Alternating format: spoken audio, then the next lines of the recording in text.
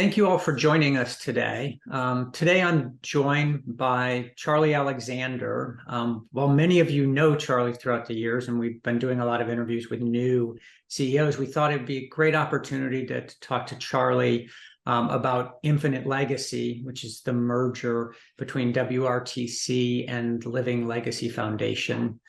So Charlie, thank you for spending some time with us today. Great, thanks for having me. Okay. So I'm going to jump right in. So I want to talk, you've obviously been in the industry for quite a while, and I want to see how your leadership style has evolved over the years. I think a lot of us who kind of grew up in this field would probably answer the question the same way. I remember my earlier days, even before being an OPO CEO, I was very operationally focused, and I feel like board work, legislative, regulatory, outside agency work was really secondary. And I think, we had an OPO that had a lot of opportunity for growth. We had a lot of processes that needed to be buffed up and improved. And so we were able to do that as a team. And I think the evolution of the leadership style is really trying to work your way out of that day-to-day operational role. And I admit it's been hard for me, and I will forever say it's hard to not be involved in daily operations. But I think now more than ever, even especially with the merger and certainly the regulatory changes that are upon us, my work outside of the four walls of our OPO is more important and more necessary for my role today. Yeah, I think that's great. And we're talking about the merger. What have you learned in this process of trying to pull two different OPOs together and create one united team? Well, what I've learned is that I'm a little nervous for the OPO future. If there are mandated mergers from CMS, it is going to be a challenge. Lori Brigham is just an amazing woman, great leader, the one and only CEO of WRTC. And she and I came together to do this willingly. We really knew it was best for our collective programs and for our service area. And we wanted this to happen. And, even with the want, there were still a lot of bumps in the road, at the board level, staff level, integration level. And so we really did learn a lot of lessons.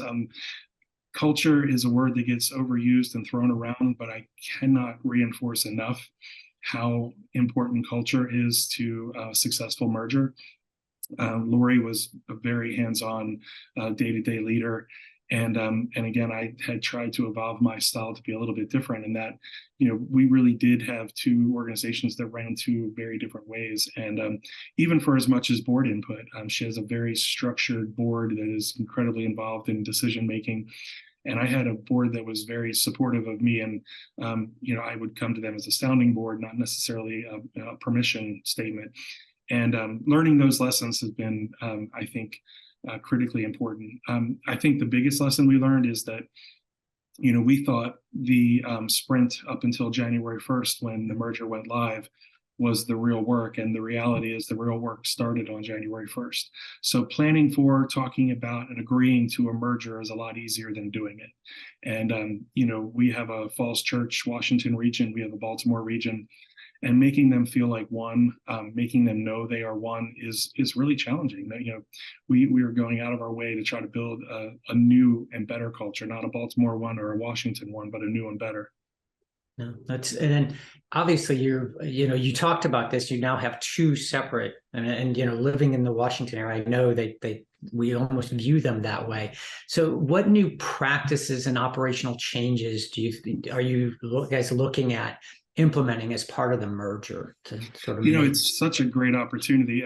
We have such disparity in our data and outcomes. There are things in both regions that happen extremely well. So we're trying to, I think I've kind of alluded to this, but we're trying to avoid picking the Washington way or picking the Baltimore way, but we're really teasing out all of our processes and all of our workflows and looking at them through both lenses and trying to figure out what is the best possible approach. Organ utilization in the Washington region is phenomenal. They are, my gosh, that region is so good. And, they are we now. So we in the Baltimore region have to learn, what it is about their organ placement and donor management processes that are driving that. we know just purely on population base, which we know is not at all risk adjusted and not a good measure for OPO success or failure.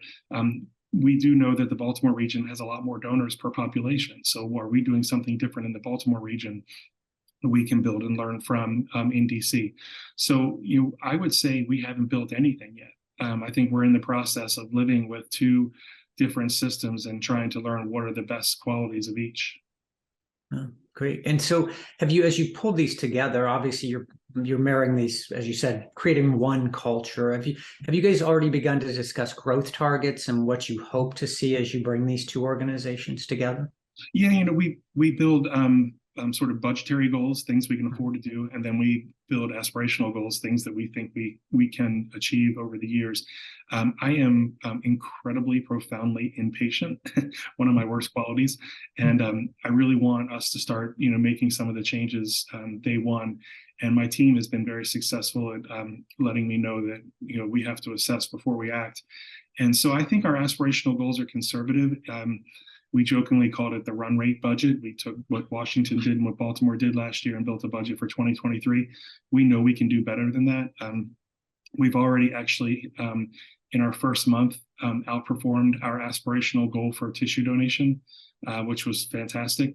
And then we missed the mark even for just our basic goal for organ donation the first month. Then, February's been a lot different. We're much busier, but we're going to have to learn that the peaks and valleys are higher peaks and lower valleys now, and how to work through them and staff through them. I think staffing, it's probably the same challenge for every OPO director in the country right now, but we are absolutely viewing that as one of our biggest challenges. So when we talk about aspirational goals, we need to put the people in place before we can expect the outcomes, and that's what we're working on now. That's great, and obviously a lot of big challenges ahead of you. So shifting gears a little bit, outside of organ donation and transplantation, what are you passionate about in life? Something that drives you? Well, for the last year, I've been passionate about working on a merger. So, all kidding aside, I think it's almost a little cliche to say my family and my friends, but it really is true. I have an incredible family and great friend circle that I really rely on heavily. If I'm doing something for me, I'm either on a soccer pitch playing still, even at this old age. I play a few nights a week, and I have been a lifelong boater. I love to boat. And so I'm on the water whenever I can. And so those are really the things that keep me going: family, boating, and soccer. So sailboat or powerboat? Motorboat. So I'm powerboat because I had younger kids and their tolerance for getting places slowly was not so high. But I'm actually morphing my powerboat choices toward more of a slower pace and longer trips. So hopefully I can build in some time for that in the next year or so. Yeah, good luck, and hopefully you can. As we close, is there anything else you'd want to share with your OPO colleagues? I don't think any of us would say we could be successful without one another. And, I really hope the entire OPO family can be drawn back together again one day. And, I really value the relationships, and there's not a week goes by that I don't reach out to somebody. Rick Haas probably is screening my calls these days, just because of the size of the program and getting some information and advice from Rick. But there's really every one of the OPO CEOs has something to offer. And I think that has been just one of my favorite parts of this career is, the old cliche, all teach, all learn. And I hope that we can stay that way. They're, again, just trusted colleagues in the field, and it just, ring my phone anytime if you're considering or contemplating merger. I'd be happy to help out and maybe steer clear of a few of the very avoidable things that you can see coming. I know Alex Glazer was very helpful for me in some of that as well, and Jay Campbell and others. There are too many people to mention, but we had a lot of good help along the way. Yeah. And I'm sure your phone will be ringing off the hook given conversations that are going on. But Charlie, again, thank you for sharing time with us today. We really appreciate it. And we want to thank everybody for tuning in and watching.